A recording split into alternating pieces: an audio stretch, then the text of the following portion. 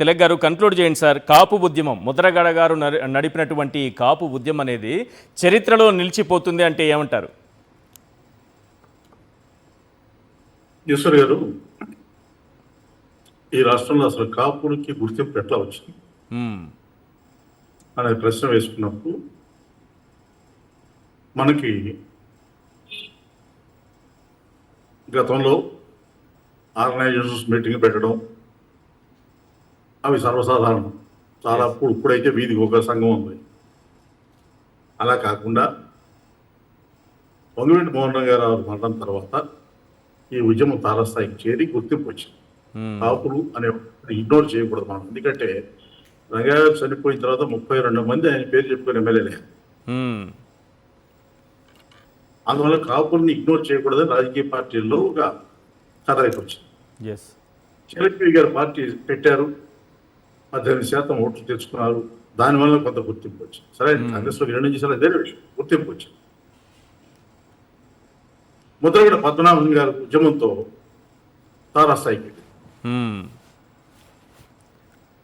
ఈ స్థాయిలో మళ్ళీ గుర్తింపు రావడానికి అవకాశం భవిష్యత్తులో ఉందా అనేది సందేహం అయితే నాకు ఉంది. ఎందుకంటే ఆ చిత్తశుద్ధి, కుల ఉద్యమం నడపడం అనేది డిఫరెంట్, రాజకీయ పార్టీ నడపడం అనేది డిఫరెంట్. ఈ రెండింటినీ కలపకుండా జాగ్రత్తగా నడిపిన దీశాలి ముద్రగడ పద్మనాభం. ఎక్కడ కూడా కలపల.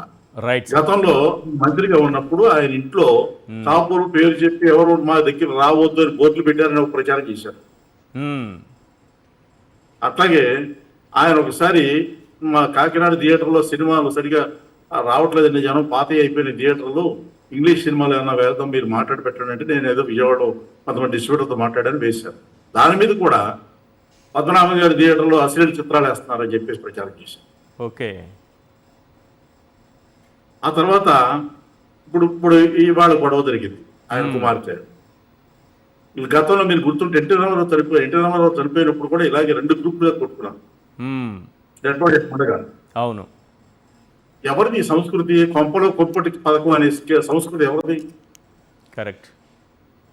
2, పద్మనాభం గారు ఆయన భాష, యాస, సంస్కారం అన్ని గోదావరి జిల్లాలో గొప్పతనం. అది దాన్ని ఎక్కడ వదిలిపెట్టారు.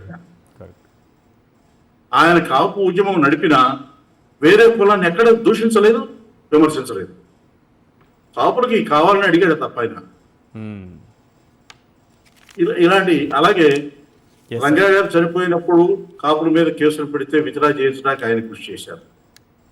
మొన్న తొలి రైల్వే దహనం కేసులో ఆ కేసులో కూడా విత్డ్రా చేయించడానికి ట్రై చేశారు, ప్రయత్నం చేశారు. ఆయన కాపుల కోసం పనిచేశారు తప్ప వేరే కులాన్ని ద్వేషించలేదు. కరెక్ట్ చెప్పారు. Right sir. ఇవాళ కులం పేరు చెప్పి కులాన్ని అమ్ముకుని కులం పేరుతో పదవులు పొందడం ఇవన్నీ జరుగుతున్నాయి. ఈ పరిణామాల నేపథ్యంలో కాపు ఉద్యమానికి పైగా ఇంకోటి చెప్పాలి, ఇలాంటి నిజాయితీ పరుడు అవినీతి మీద ఎక్కువగా ఉద్యమాలు జరగాల్సిన తరుణంలో, కాపుల కోసం ప్రయోజనాల కోసం పోరాటం చేయాల్సిన తరుణంలో ఇలాంటి మనిషి చనిపోవడం అనేది ఆ కాపు ఉద్యమానికి నష్టం. Right sir, right.